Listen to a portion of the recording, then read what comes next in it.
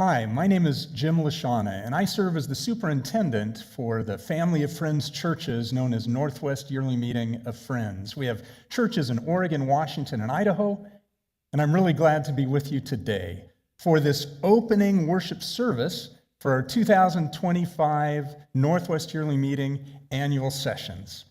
It's fun to be a part of something like this, and I'm really glad that you're a part of it with me.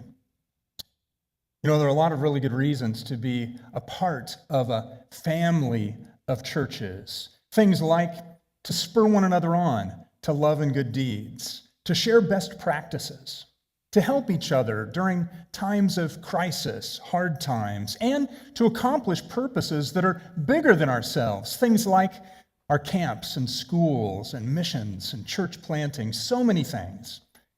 It's also good to be connected with others to encourage each other. Encouragement.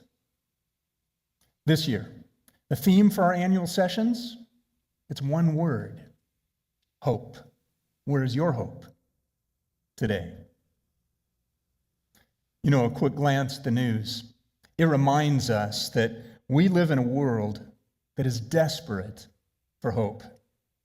We see wars and escalation of conflict in Ukraine and Russia, all kinds of things happening and again growing in the Middle East.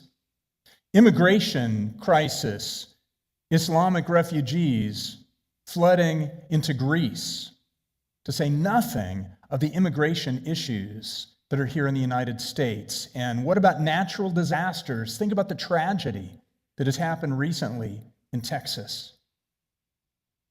Where's your hope?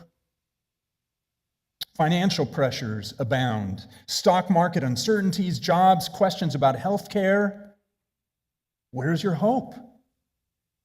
According to the Gallup poll, church attendance across the country has continued to be in decline from an average of 42% of adults attending nearly every week in the early 2000s to only 30% today. Now, certainly COVID didn't help with any of that.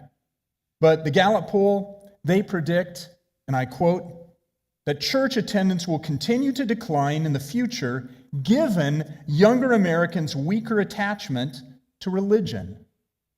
I want to remind you today of our real source of hope, the reality of hope for our world, for our churches, and for our personal lives. You can have a living hope in the Lord who loves you. You know, the word hope in the Bible, it shows up primarily in two Hebrew and two Greek words, yashal, kavah, elpizo, and elpis. You know what each of those words means in the original language? Yeah, hope. That's what it is. It's hope. It means, and they can be translated and sometimes are, depending upon the version of Scripture that you're looking at, sometimes translated as the word wait, meaning to look forward. It's something that hasn't happened yet. It's a looking forward expectantly. And so it's patience in anticipation, a looking forward with expectancy. Hope. Where is your hope? Paul writes, put your hope in God. Okay, so what does that mean? How do we really do that, putting our hope in God? Well, in Hebrews chapter 10, at verse 23, it says this: let us hold unswervingly to the hope we profess, for he who promised is faithful. Not going to change. The faithful God in the past will be faithful in the future. We can hold unswervingly to him. Two things in this verse that can help us to put our hope in God. First, hold unswervingly to it. Our hope. It's holding tightly to the Lord because this God of love is holding tightly to you. Hope is letting the God of love hold you when nothing else can. My friend, where's your hope today? What is your vision? Who do you see? Who is the God that you see?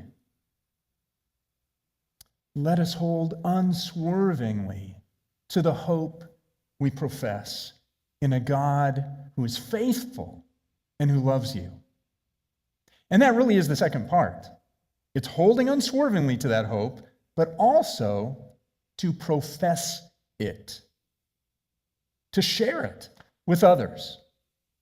In 1 Peter 3:15, it says, "But in your hearts, set apart or revere Christ as Lord."